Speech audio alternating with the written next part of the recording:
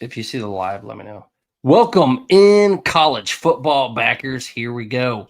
We just had another weekend of football, a great weekend of football, especially if you're a Buckeye. So it's time to get into what this projection model can do. Brian Buckeye Stats has helped make up this model, pretty much did it exclusively, and it is on fire.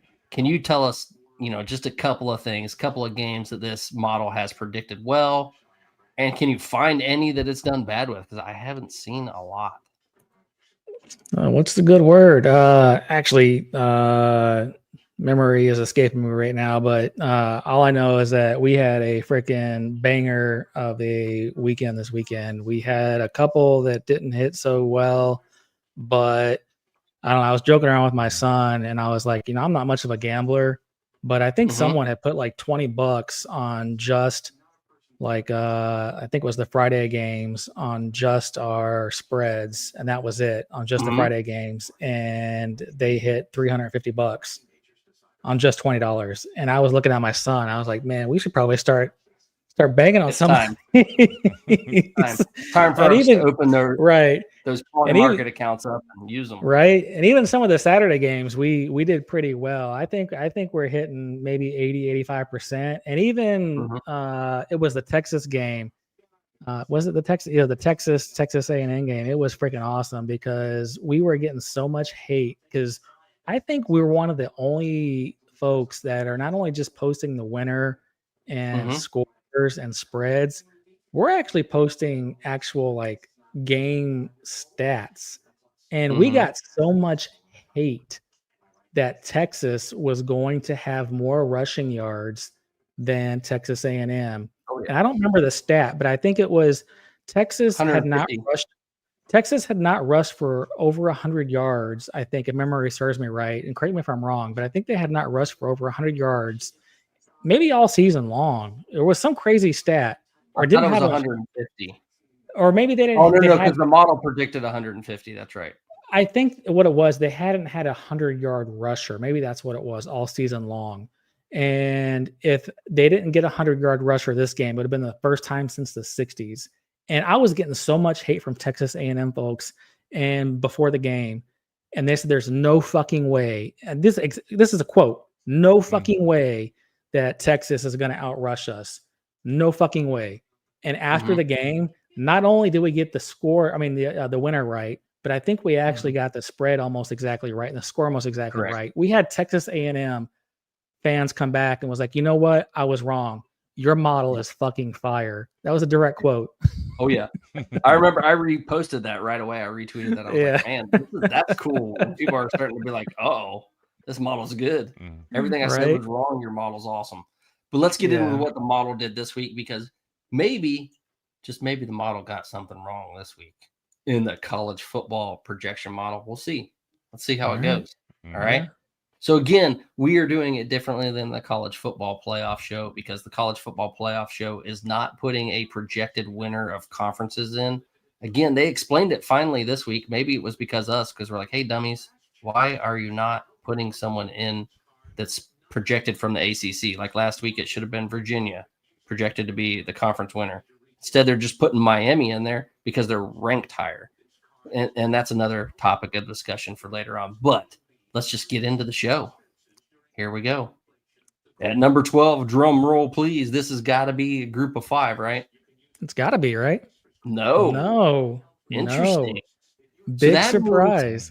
One of the group of 5 is ranked higher than Virginia, right? That's exactly what that means. The model for the first time has a group of 5 ranked higher. And you know what this means? And we're going to get into this. This means that the ACC is shite, as Pat McAfee would say. And you know what I have to say? And I'll get into this later, Chris. And we had this discussion pre-show. Joey Galloway, who said that the Big Ten is closer to the ACC than the SEC. You know what I have to say? I'll look directly into the camera, and I hope you're listening, Joey Galloway. I'm going to excuse my French, but fuck you.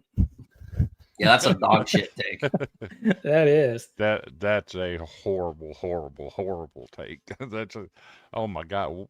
Did he go get himself elevated before he said that? Yeah, where did he go to school?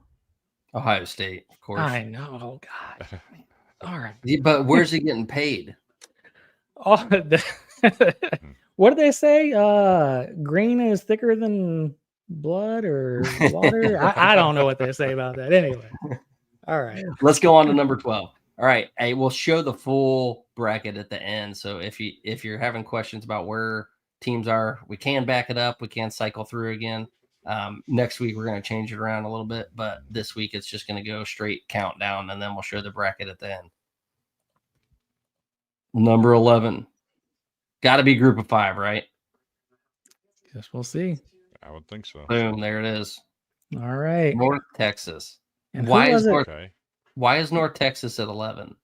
North Texas at 11. Texas is what do we ranked, have here?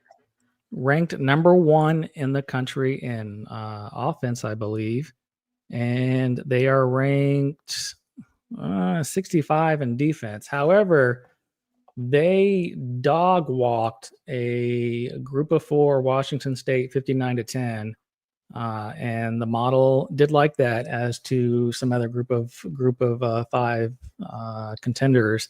And with the ACC right now, I mean, we've seen the ACC this last week. I mean, you have it's a mess. I mean, Duke, it's a mess. You have Duke sneaking in. What is Duke? Duke's 5 loss? 5 loss, Duke? Yeah, 7-5. 7-5. 5 loss Duke. And that wouldn't be, you know what? That wouldn't even be so bad. I mean, it is bad. That's bad. We agree that's bad. But it wouldn't be so bad if Duke wasn't a fucking 2.5 dog. That's it. They're just a 2.5 point dog. That's it. It'd be different if they snuck in and Virginia was expected to win by like 50 points. Mm-hmm. But I mean, you have a 5 loss team who is expected to only lose by 2.5 points. I mean, sheesh. So to that, I think the reason they're only a 2.5 point dog, their offense can score with anybody. They put a lot of numbers up on the board offensively. Virginia is not a big time offense. Okay. Where Duke is bad is with their defense. They just can't stop anybody. Which is ironic all year. So considering their head coach, as long as they can score, they can stay in that game. And that's fair. And we didn't cover Virginia. Virginia 26 ranked offense, 21st ranked defense. Again, ACC, as Pat McAfee would lovingly say, dog shite. Yep. Did you say number 1 ranked defense? For North Texas? No, for Virginia. No, Virginia is 26 ranked total offense and 21st ranked total defense. Oh. North Texas has the number 1 total ranked offense. Okay. Yep. I missed that. So Mr. Bucknut says a group of 5 team should not be ranked. None of the group of 5 teams should be ranked. Okay. Well, can I make an argument about that? Yeah, go ahead. If you don't want the G5 teams ranked and being part of the college football playoff, quit playing them. No, that's a good point.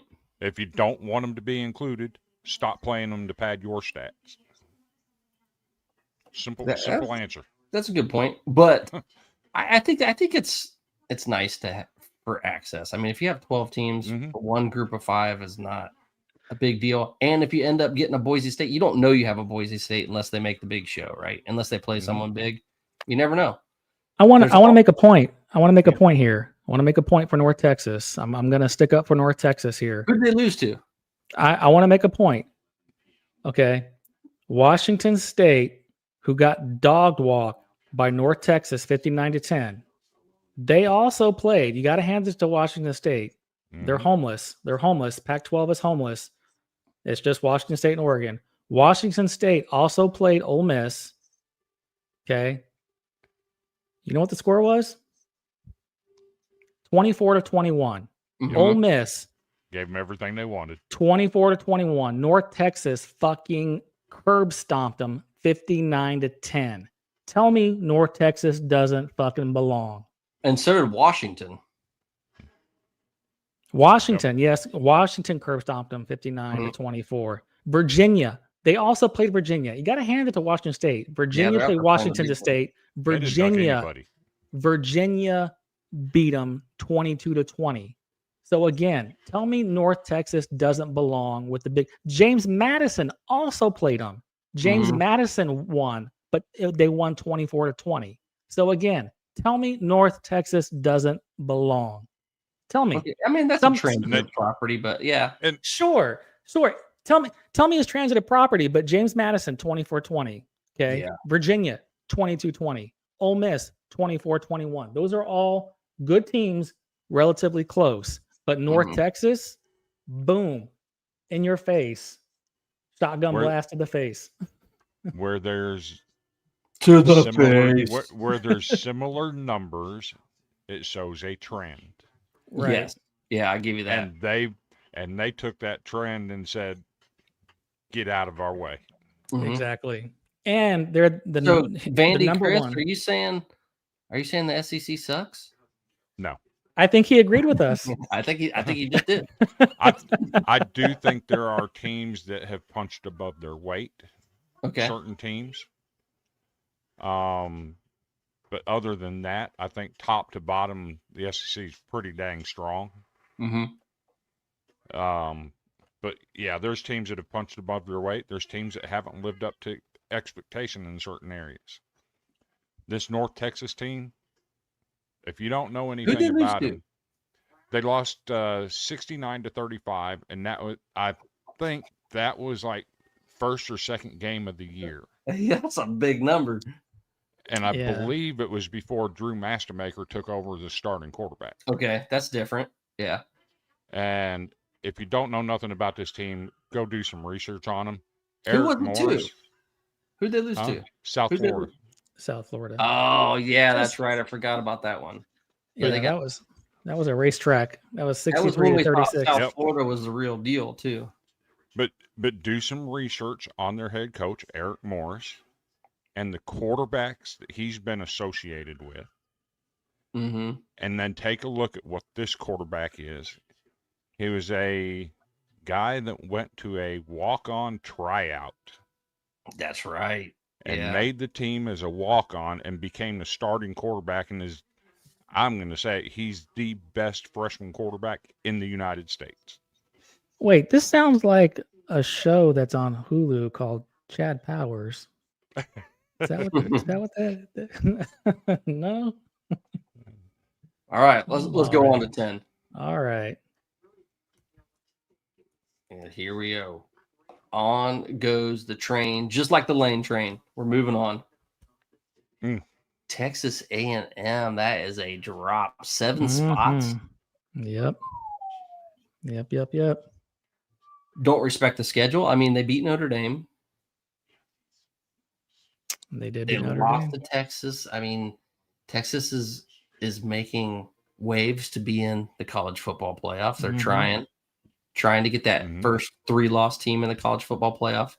So do you guys have a hard and fast rule? No 3-loss teams in the college football playoff, or does it just depend on their schedule? Like, what have they put out? Who have they beat? Who have they lost to?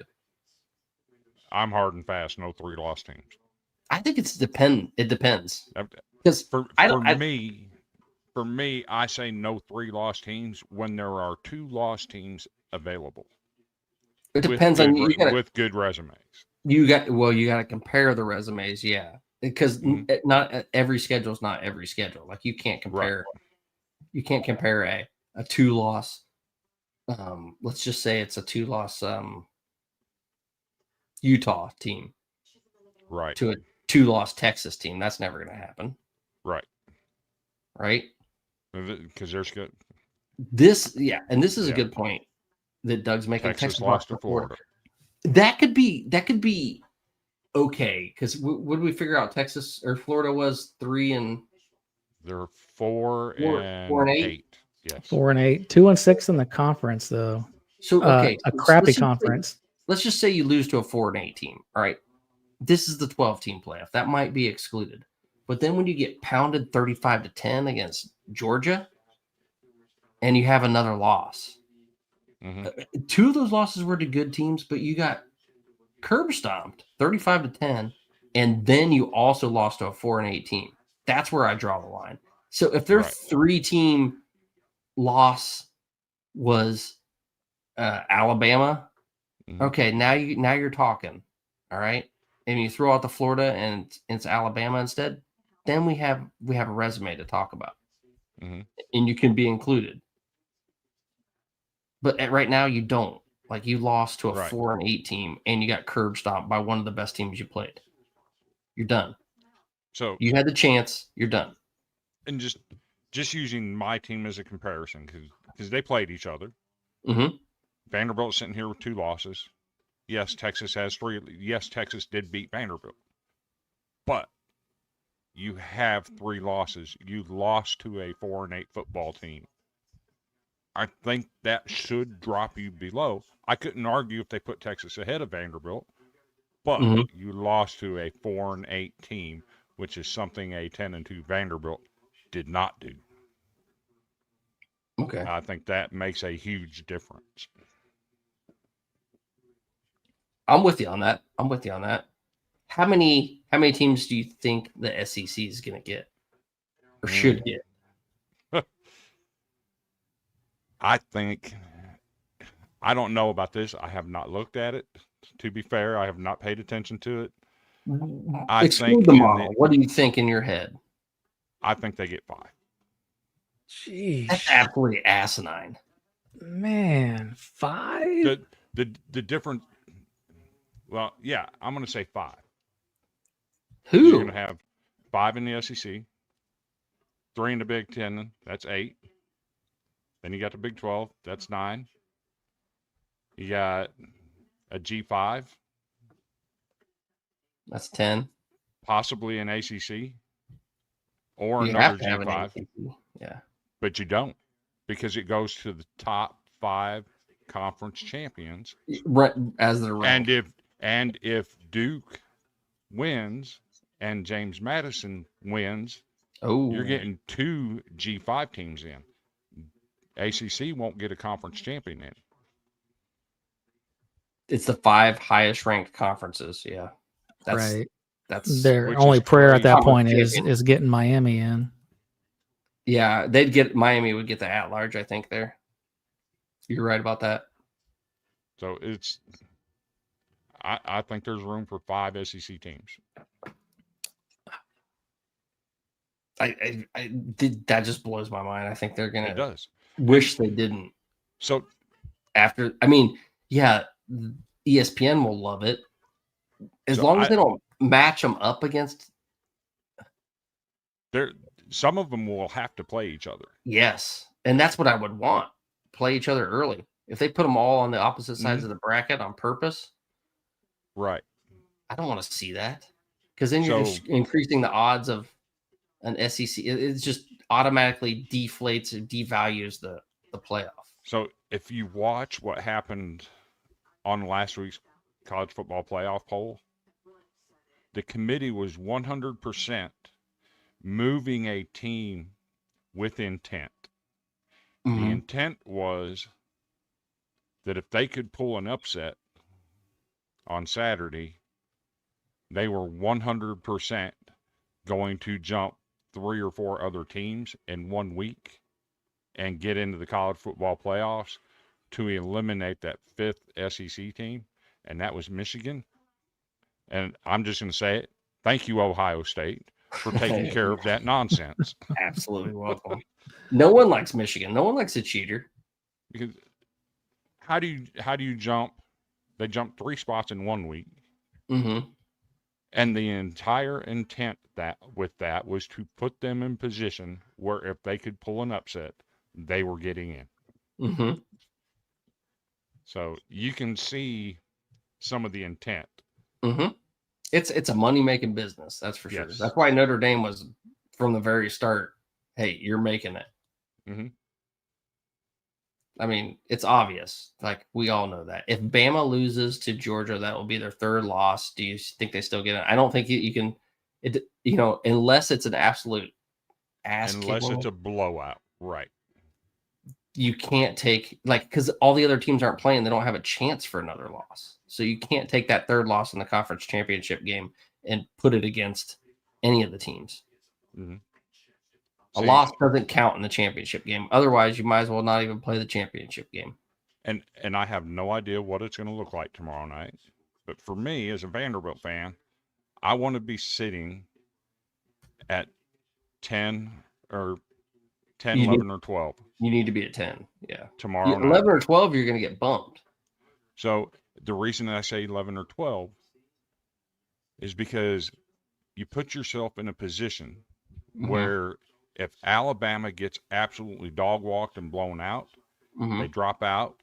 BYU, if Texas Tech handles business the way they did the first time they played and just shreds the lights off of them, and the possibility of them dropping out, now you're in position. What if BYU wins? That throws everything into the wrinkle, and they're in. Yeah. Yeah, and so is Texas Tech. And Texas Tech. Yeah. You can't drop them out for losing to a team that they already beat. Yeah. And everything else they've done all year. Right. All right. So it's going to be interesting. Next year we need to start taking bets on who's going to be the next one in this. Even if it's just dollar bets. Who cares? That'd be awesome. All right. Number 9.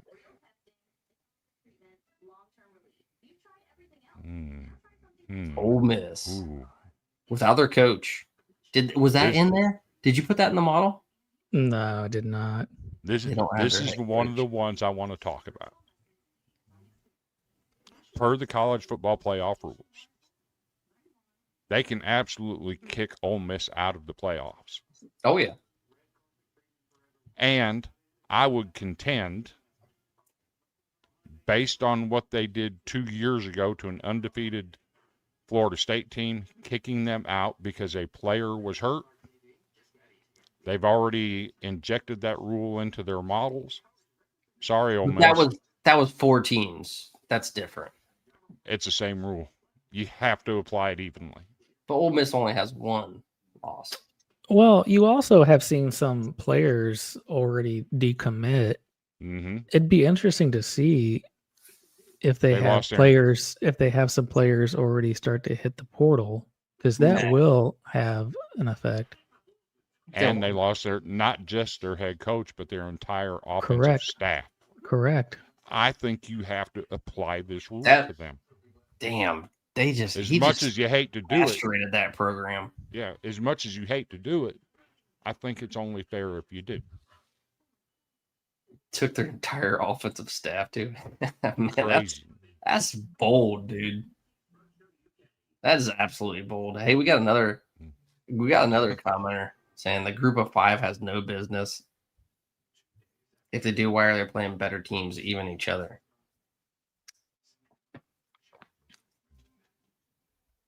Why are better teams even playing each other? I get that. If a group of 5 teams are getting in there, and why are better teams even playing each other? I mean, by that logic, I mean, Appalachia State. I remember a time when they beat Michigan. I mean, that's one of the main reasons why they expanded the playoff is for the opportunity for some of these teams to have an upset. For sure. You know, and I do, in this day and age of parity and digging into these stats every single day, especially in this day and age, I see a scenario where you probably have a JMU or a North Texas. I could see them upsetting one of these teams. I think it is feasible. It's mathematically feasible that happens this year. And I would fucking love to see it. Oh yeah, I would too. 100%. That would be awesome. I've been a huge cheerleader for G5 schools. Oh, here we go. Waiting for the headstand, Brian. I was hoping he would not show up. Did I say 1,000? I meant 2,000 followers, Cody. Yeah. Congratulations on the followers, man. Well deserved. Yeah. Cody is great, man. Cody writes Buckeye articles for college football backers, and it's all recruiting, all Buckeyes in the big league in the NFL, and he's just actually killing it, man. Great writer, young kid, just getting his feet wet and killing it, man. He's going to be a great writer. I tell you what, I have no clue how freaking popular this kid was. He is like, where's freaking Waldo? Every time I pop up social media, this guy's at this guy is in the fucking box and on the field at a Browns game one day. Then I see him next to Jim. I see him next to Jim Tressel the next day. This kid is freaking everywhere. He was on the field at Ohio State too. Yeah, like he's everywhere. I'm telling you. We are lucky to have him. Alabama lost to Florida State, who lost to Florida, but Bama favoritism continues. Man, you're preaching to the choir, man. So I have a rebuttal on that. Go ahead, Mr. SEC. The Las Vegas Raiders in week 1 of the NFL season beat the New England Patriots. Are the Raiders a better team than the Patriots? No. Stop throwing out this Florida State junk. There's a difference in the beginning of the season too than a late season loss for sure. I'll give you that. That was a quality rebuttal by a SEC guy. I'll give you that. Those are few and far between, but I'll give you that. So another thing to get back on Ole Miss total offensive rank right now is number 3, total defensive rank number 34. You look down their schedule, Kentucky, they only won 30-23, Arkansas 40-35. LSU only, which is ironic. LSU only 24-19. We just talked about Washington State 24-21. You know, South Carolina underwhelming 30-14. You know, Florida. South Carolina's good enough to beat Clemson, though, aren't they? That's a whole other debate. You know, Florida 34-24. You know, and what did you say? Their offensive staff is the one that left? All of them. So again, Ole Miss, the best part of their team, ranked number 3 in the country right now, is gone. Their defense, which is trash, 34th in the country. The best part of their team is gone as far as the coaching staff goes. Does the CFP, like you say, yeah, there you go. Love the cat out of the bag. You know, does the CFP look at that and say, you know, you guys don't belong? So I don't know. I think it's a case where that rule is in there for a reason, and I think if there's a case in the 12-team playoff for it to be used, that's it. Well, here we go. All right, number 8. Since we're at number 8 at Alabama, I think it's safe to say Vandy's not getting in, Chris. I mean, I get it. And I'm not going to lie. So we'll go back and look at the model and see where they had Vandy after this. If you look at the SEC, there's a group of 3 teams with 2 losses. That's Vanderbilt, Alabama, Oklahoma. Alabama beat Vanderbilt, so they have to go in front of Vanderbilt. Touche. Oklahoma beat Alabama at Alabama, so they have to go ahead of Alabama. I get it. That doesn't bother me. That's why you said there needs to be 5 in, so that Vandy has a chance. We're number 6. Yeah. Oh, okay. You're definitely the odd man out. Yeah. We're the odd man out. I get that part of it. There's other things in the actual college football playoff poll that are absolutely offensive. Yeah. Let's move right along. Let's see if we can offend you. Well, Alabama though, like this, if you follow me, you know that I do not like Alabama at An all. utter And disdain. it's not I don't dislike Alabama like the state. I don't dislike Alabama the team. It's just like this team this year is not very good. Total offensive rank. Yep. Total on the edge offense. a lot. Yeah, total offensive rank this year 53. Defense is actually not too bad. They're 12th. And the big thing is their offense, their rushing game is horrendous and everyone knows about it. It's really bad. And you go down the list of 117. I didn't look. They did a little better this last game. Okay, so they might have jumped up rushing the ball. So I think they might have jumped up a little bit, but I didn't look. They should have lost, and I think that's where we did bad with the model. The model predicted that Auburn would actually win. Auburn had their chances and could have won, but Alabama, good for them. They eked out a win 27-20, and good for Auburn. Auburn's played everyone tough this year, but Alabama's just not that good. If you saw my model projection for the SEC, it really hurt for me to post that. Yeah, that Alabama the model. They're 103. You know what? You know what's really awful about that? Just mind blowing. Is I was trying to look up Alabama's rushing offense, and I scrolled all the way to the bottom, started there to scroll my way up. Well, because bad. Right? You know where to start. So yeah, so and let me say something about Alabama too. Yes, they beat Vanderbilt, but guess what? Vanderbilt turned the ball over twice in the red zone where we could have taken the lead, and one of those turnovers was very questionable because they called it a fumble, and it looked like he was down. And it was at Alabama.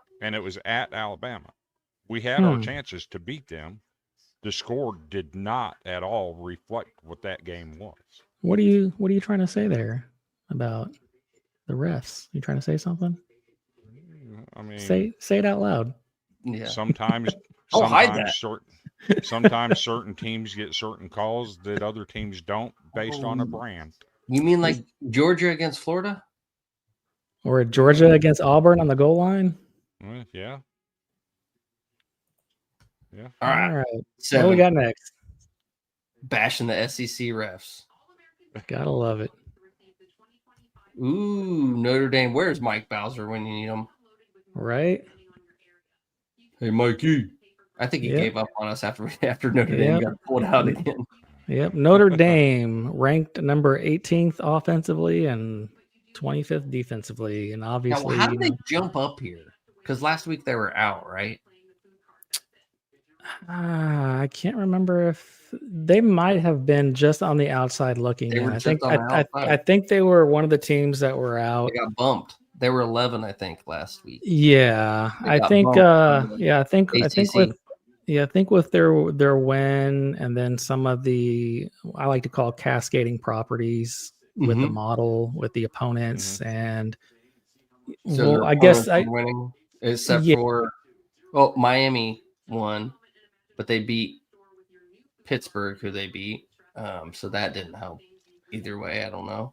Yeah, so we look USC won. Yeah, they beat USC. So I'm trying to think of other opponents that I know of.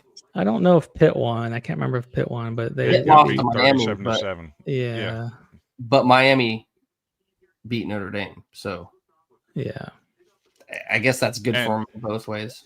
And Miami left their starters in for the entire game and was throwing the ball with less than 3 minutes left in the game with a 37-7 lead. See, style points really do matter in the right. And Notre Dame's if you're a bubble team, you still need style points. Right. And Notre Dame's 2 losses are very close to Texas A&M and Miami, and both of those teams are in this list. So I think that helps for the cascading properties, as I like to call them. That's true. Yeah. Mm-hmm.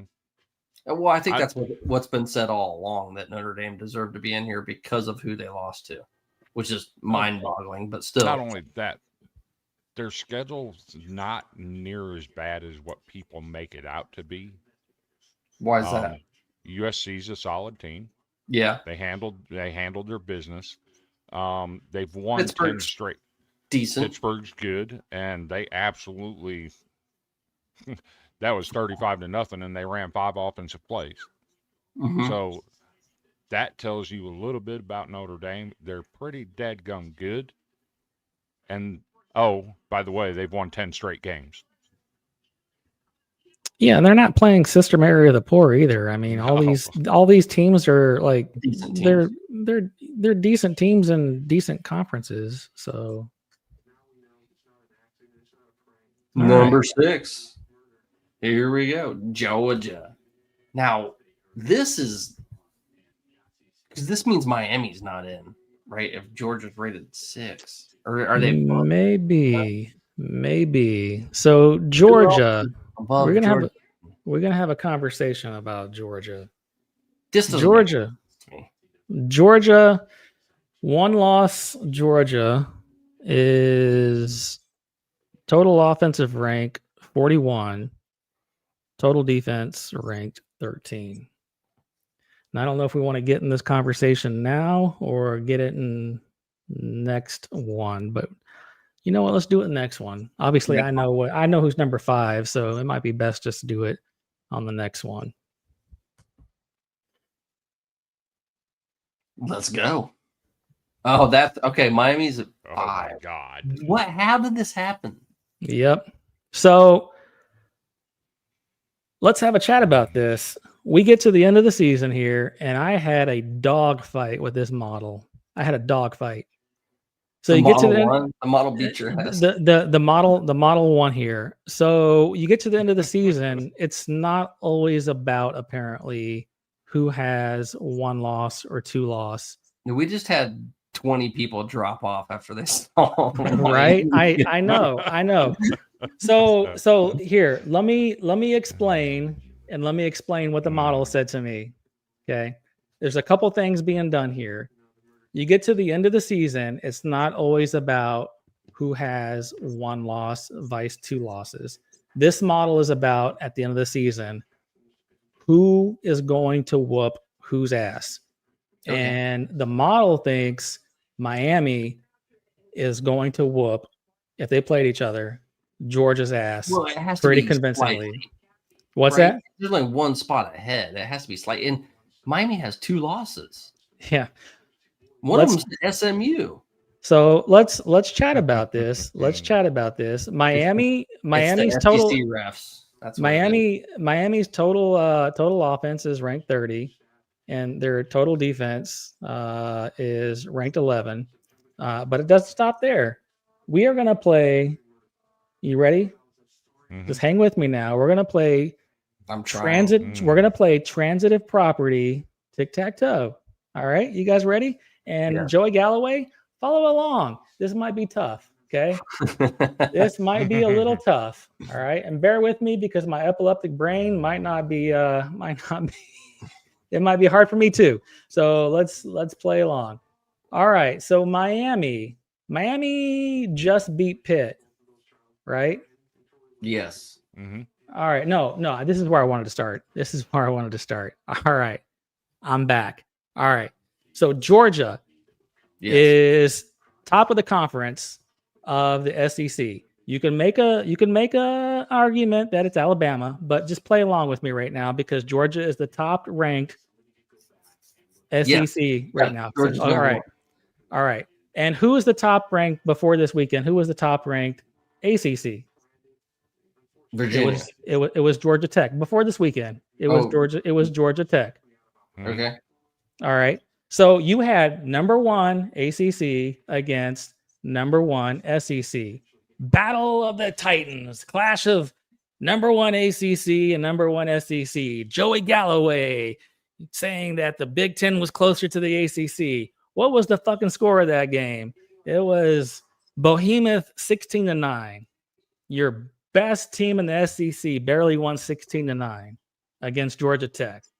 In a rivalry game. Sure. All right. Thank you for the SEC. Thank you, Peanut Gallery, SEC. All right. Okay. All right. Now here we go. Is that an X or is that an O? We're playing tic-tac-toe, right? I got it all drawn out. All right. Okay. Now we got, where do I want to go? We got Pitt. Pitt beat the fucking snot out of Georgia Tech, right? Okay. 42-28. They're an ACC team. Pitt's 8-4. 8-4 in the ACC.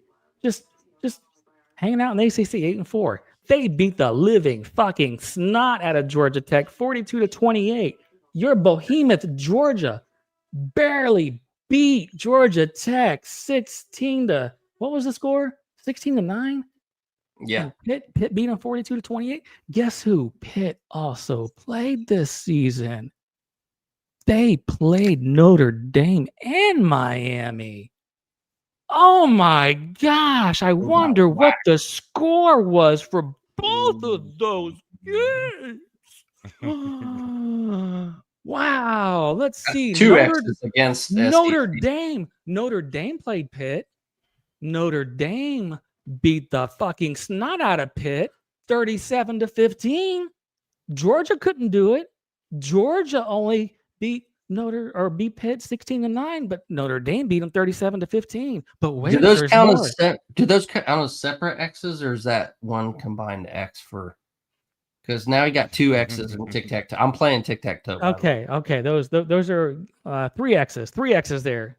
Oh, so they already won. They're Georgia's getting 5 fucking X's on this one. All right, last one. Miami. This is where Miami is better than fucking Notre Dame for the third or second or 500th time this season. Are you listening, CFP? I'm talking to you. CFP, tomorrow night. Miami belongs in. Listen up. Notre Dame beat Pitt 37-15, and Georgia couldn't do it. Georgia couldn't beat Pitt, who beat Georgia Tech. Miami beat Pitt, who beat the snot out of Georgia Tech. Miami beat them 38-7, and Notre Dame only beat them 37-15. Proving once again through transitive tic-tac-toe that Miami is better than Notre Dame, which both of them are better than Georgia. But just to make ESPN and Disney happy, we're going to sandwich them in between Miami and Notre Dame to make you fucking happy. Are you happy, Chris, in SEC? Happy land? Are we happy? I don't know. The two losses. I have a rebuttal. The SMU? Nope, not SMU. I have a rebuttal. Vanderbilt, and Miami both played the same team. One of them played them when they had a coach. The other one played them when they didn't have a coach. One of them kneeled the ball down at the 5-yard line with less than a minute to play to keep from scoring and beat them by 3 touchdowns. The other one, Virginia Tech had the ball with 2 minutes left in the game and a 10-point game driving down the field and committed a turnover, which then Miami threw the ball into the end zone for another touchdown to make it look like a 17-point win, that it was not. Hey. Vanderbilt, if we're going transitive properties and comparing common opponents, beat Virginia Tech worse than Miami did. Yeah, but you just took away a score and pretended it didn't happen. A score's a score, come man. On. That's because Miami's gold-faced killers. I don't know, man. Get that fucking loss. That SMU loss wipes out all that transitive property bullshit real quick. And Vanderbilt versus Miami, you have to compare common opponents. Vanderbilt beat Virginia Tech worse. I get what you're saying. That's actually good information. It's good to know all that because that's like what we talked about earlier. Mm-hmm. It's the multiple stats that make a difference rather than just the one transitive property. You could flip a lot of one loss. A lot of stuff there. Yeah. You know, one team beats one team. And to know what actually happened in the game instead of just reflecting the final score. Yeah, sure, absolutely. This was all fun and games. It is fun and games. But in all seriousness, though, this is a part of a larger dialogue that's going on. And I do in all seriousness, Miami does belong. I think they belong. Absolutely, they belong. They beat Notre Dame fair and square, and it was in the beginning of the season, though. It doesn't matter. You play a season. Mm-hmm. What's the fucking point in playing a game, playing a team, if it's not going to matter at some point at the end of the season? What's the point in playing the game? There's less of because there's not a preseason, right? There's less of a weight to what happens in the first 3 games of the season versus the last. Like if Miami beat Notre Dame right now, that's a big deal, right? Because you're supposed to be peaking.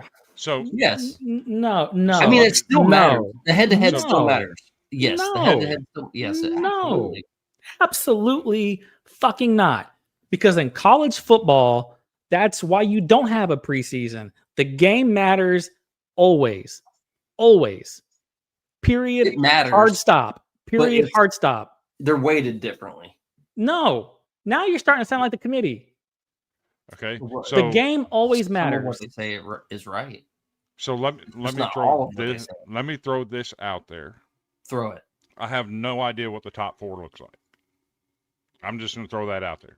Really? However, you can't guess what the top 4 is? I can guess what the top 4 is, and 3 of them are from one conference. And I guarantee those 3 are listed in order how they finished in their conference. 1, 2, 3. Okay. Over in the SEC. Yeah. Over in the SEC, for the most part, they're listed in order. 1 through 4, 5, 6, whatever. And the Big 12. I haven't seen a Big 12 team yet, but I venture to say that the metrics say that they're listed in order 1, 2, 3. Pardon my French, how in the hell is the ACC the only conference, and I repeat, the only conference where they're not listed in order 1, 2, 3, 4? What's Virginia's best win? Because guess what?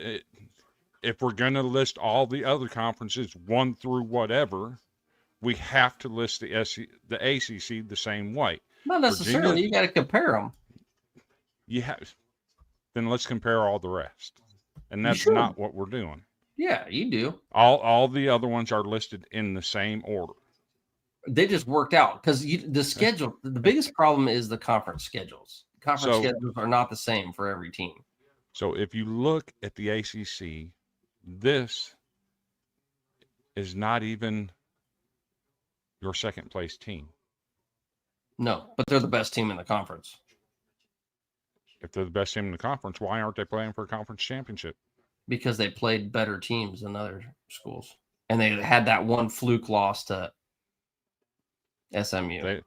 They got handled by Louisville, who just lost 3 straight games before they beat Kentucky. And they lost to SMU, who they tied with for second place in the conference. They should be the 3rd team in the ACC listed, and they're not. Well, they didn't play everybody on their conference. They didn't play. But they also beat someone that's in Virginia. The top 10 they didn't. Did Virginia beat anyone in the top 10? They didn't play Georgia Tech. They beat Miami, I guess. SMU gets that. They didn't play Cal. I see some of the argument for Miami, but see it all. The ACC is the only conference that's not listed the same as all the rest. That's because the ACC is jacked up. Their schedules this year. Are you saying the ACC is ass? You said that when we first got in here, and now you're arguing for them. I'm not arguing for them. I'm saying I don't think Miami is deserving at this point. I'd like to see Miami in. I think this is the most dangerous team right now, Oregon, because they are kind of they're sitting under the radar. Yeah, we had this conversation last week. I know. They look like Ohio State last year, except they didn't lose to their rival. No, a lot of bulletin board material because no one's talking about them. There's a lot of smoke being put out there today that I about Stein. I wonder how it affects this team going forward. Because let's be real, the person that's involved has done work this year with his quarterback. Because that quarterback was not very good at UCLA. And he's been outstanding at Oregon. There's not a lot of good things that have come out of UCLA lately. So how does that affect them? Is he going to be with the team for the playoff run, or will he not? I don't think that question's been answered yet. Yeah, I would imagine. Well, he hasn't even announced he's going anywhere. On 3 actually posted it earlier tonight. Oh, did they? Yes.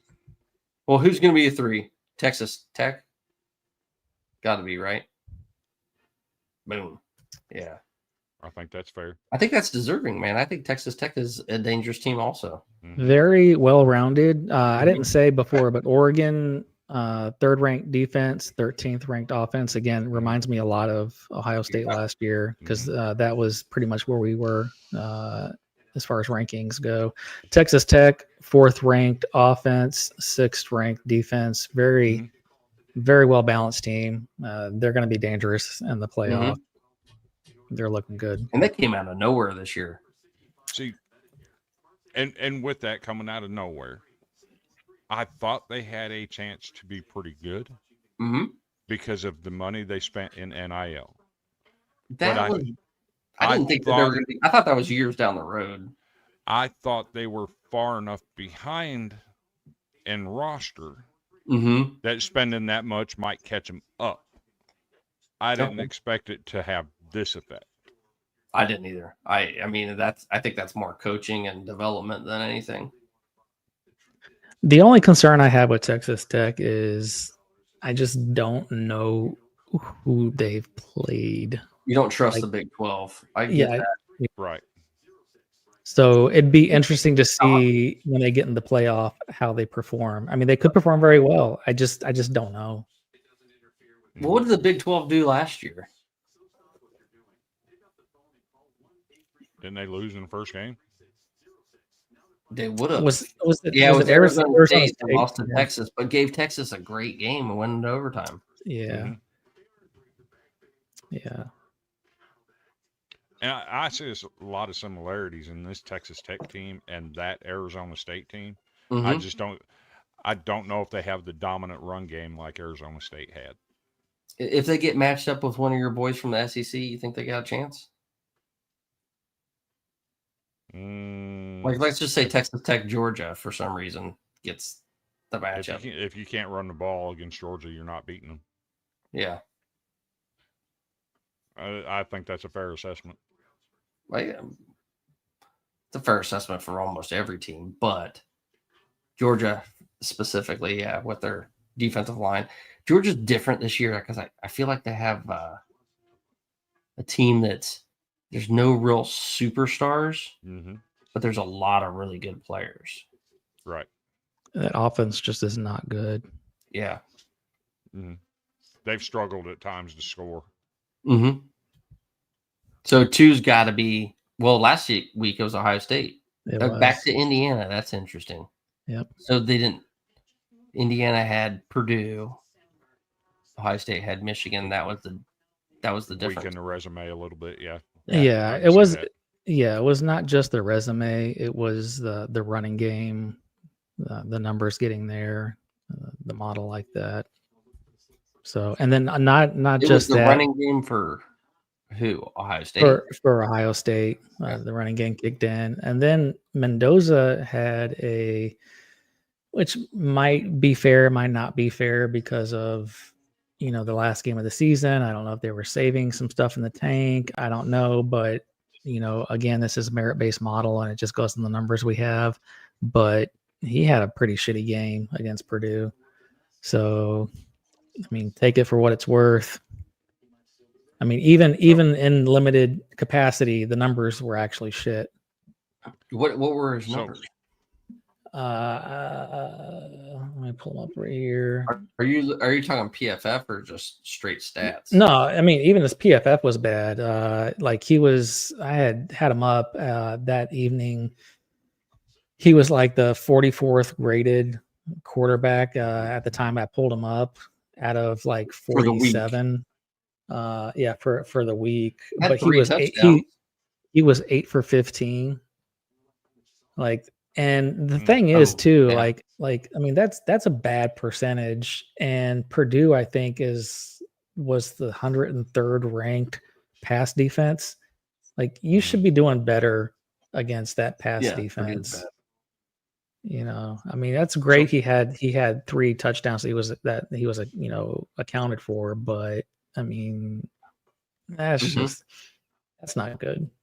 So he was 8 of 15 for 117 yards, and then his average was 7.8, and his QBR was 69.2. I think he was like one of the lowest graded QBRs for the week as well.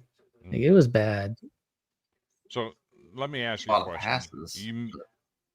You may not have looked at it very much just because of who they are. We only had 2 touchdowns. He ran for 1. Did he have a rushing touchdown? Right. I thought he did. Yeah. This Purdue team. Yeah, he had a rushing touchdown. I think is interesting because they played a lot of teams close for a half. Couldn't win them. Have their numbers improved from the beginning to where they're at now? Do they show any signs of getting better? Is what I'm asking, because I think Barry Odom's a great fit for that program. And I see, based on the eye test, they look different. So I was wondering if your numbers reflect that at all. I mean, you look at, they almost beat Michigan. I mean, 21-16. I mean, they almost beat Michigan. And then, like you said, I mean, 27-24 against Rutgers. I mean, Rutgers is almost a 600 team. I mean, Northwestern, I mean, they got blanked, but I mean, it was 19-0. Minnesota, 27-20. I think Minnesota's a decent team. You know, even USC, I mean, 33-17. That's respectable. What's your biggest shockers for this? Is there anything like you would change, Brian, personally, as opposed to the model? Honestly, no. I'm okay. I think I'm okay with it. I like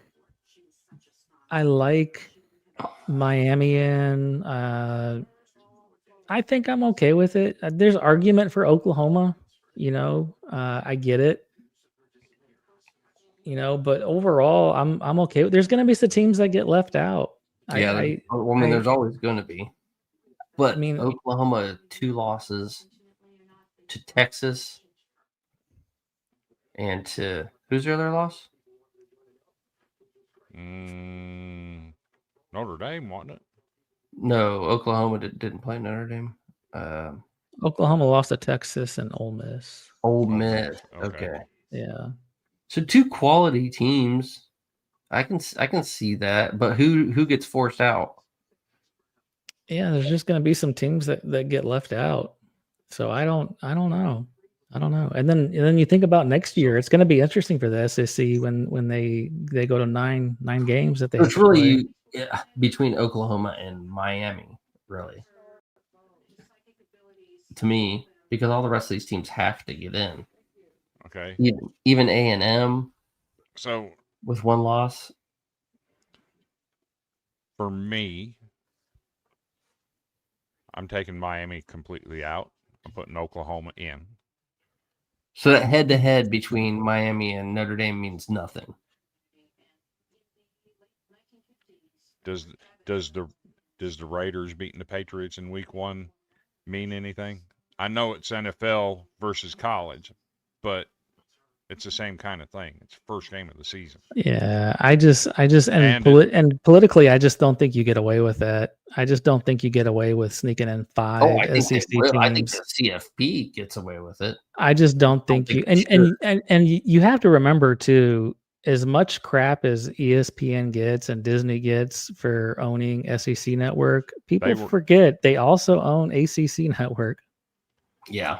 And they were 100, and the committee was 100% trying to get a 4th Big Ten team in there to prevent the 5.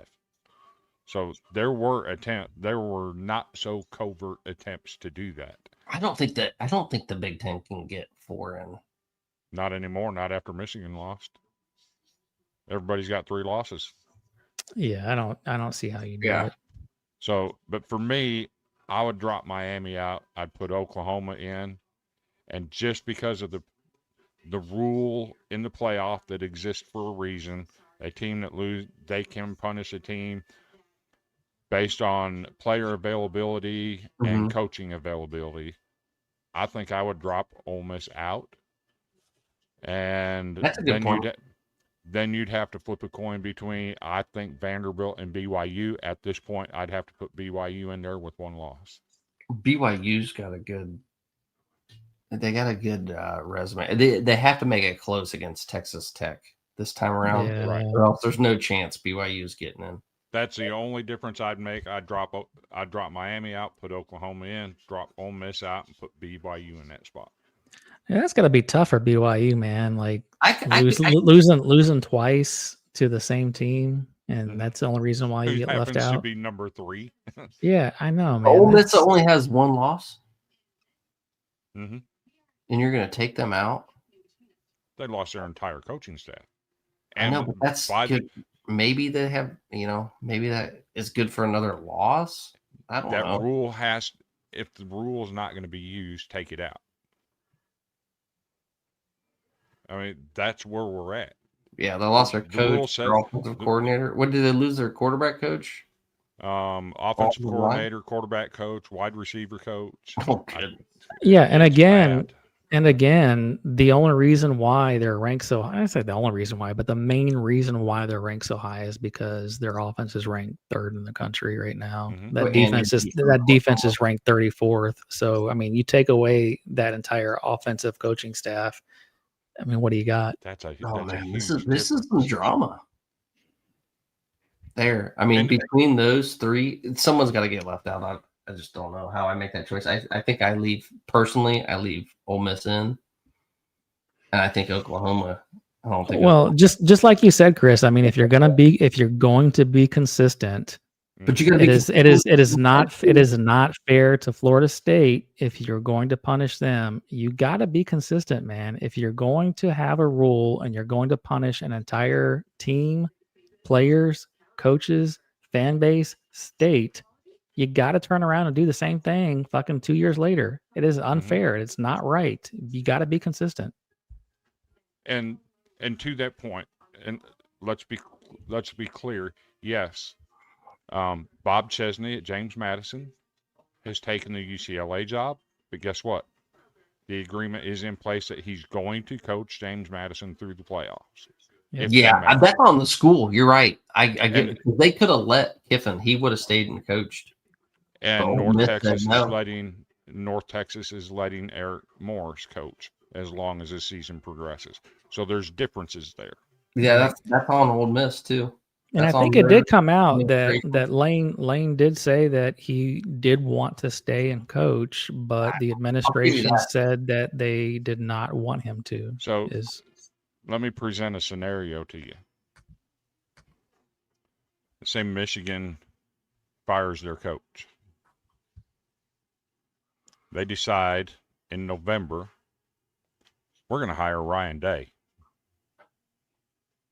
Is Michigan going to let Ryan Day coach Ohio State in the playoffs? Absolutely not. And that's what this. Yeah. And that's what it is. Yeah, don't get me wrong. I get it. I understand the logic behind it. But you made your decision. You gotta right. You made your bed. You have to lie in it, and you have to deal with the repercussions. And at this point, the repercussions are: if I am on the CFP committee, you have made decisions that affected an entire school and in the fan quality base, of your team. and you have set a precedent. You know, I Mhm. talked about law. You know, I studied law, and you talk about you have made precedent, and that precedent is that you punished, like you said, an undefeated school because of a player not being able to play. Now you have an entire coaching staff that is gone, and you have an entire, the offensive coaching staff. And again, we said it. The only reason why, or the main reason why, Ole Miss is in the predicament or in this situation they're in to be in the playoff is because of their offense. And now that entire coaching staff is gone. But this is my only rebuttal to that.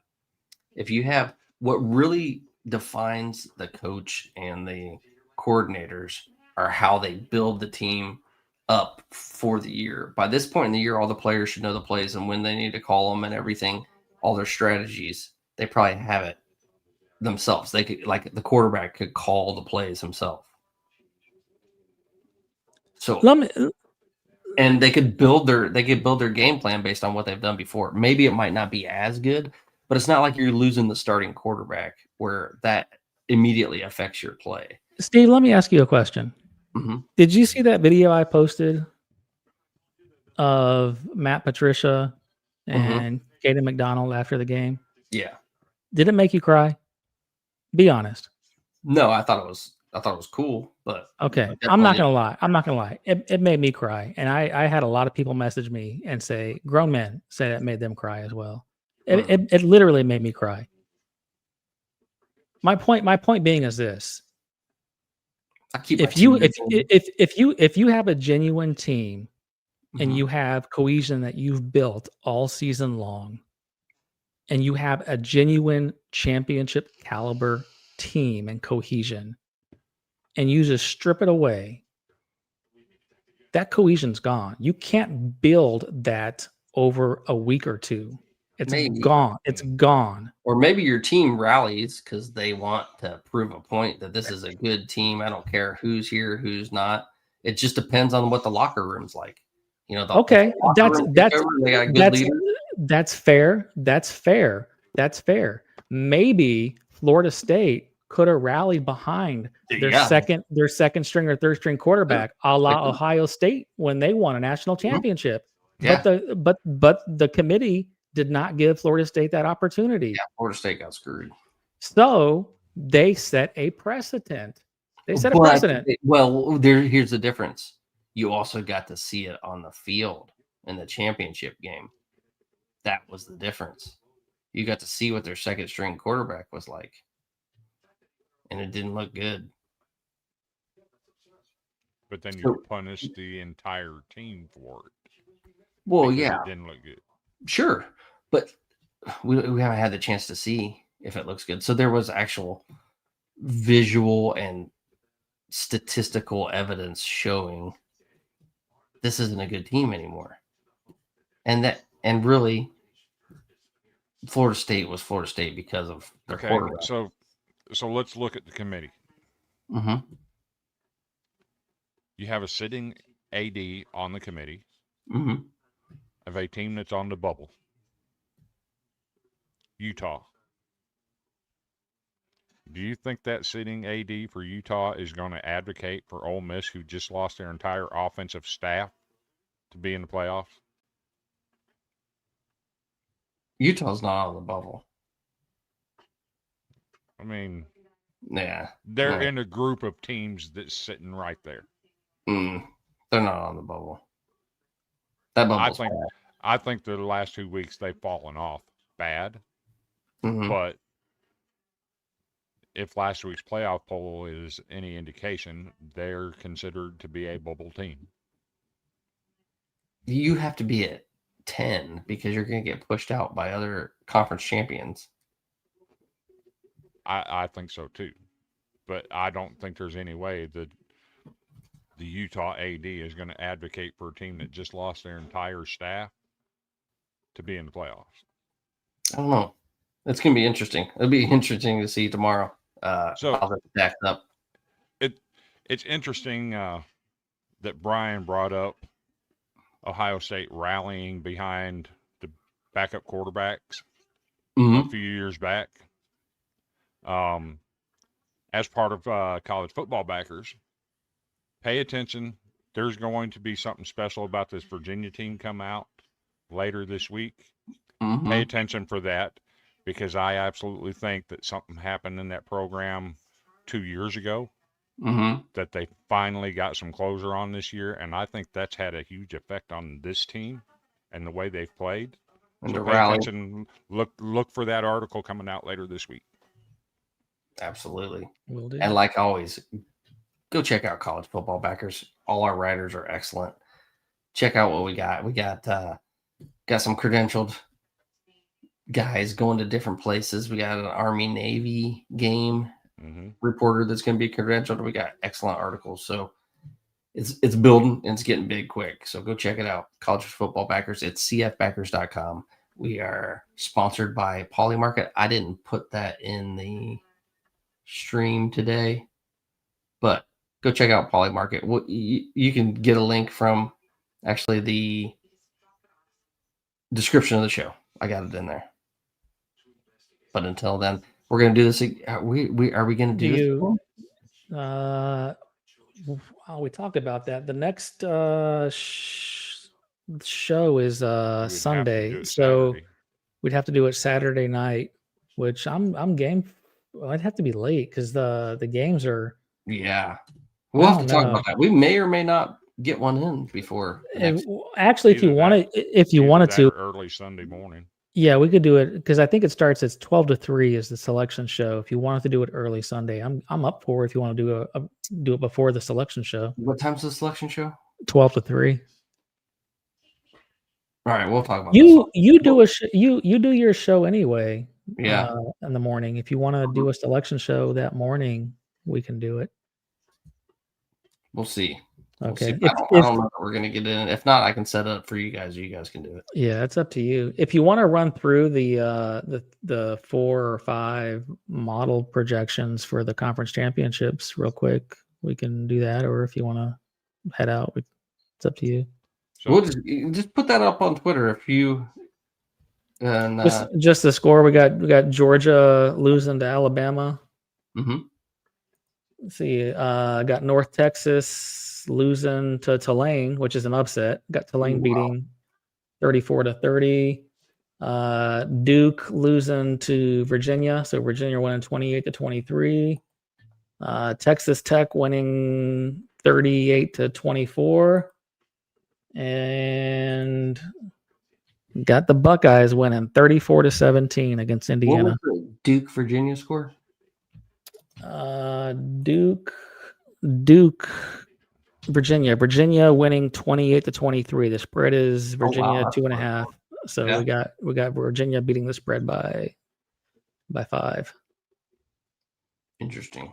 Yep. So is there a way, because I don't know, is there a way when you run these numbers that you can put X factors in, like Ole Miss lost their entire offensive staff, or BYU with all of the smoke that's been coming out today about Kalani Sitake and possibly taking the Penn State job?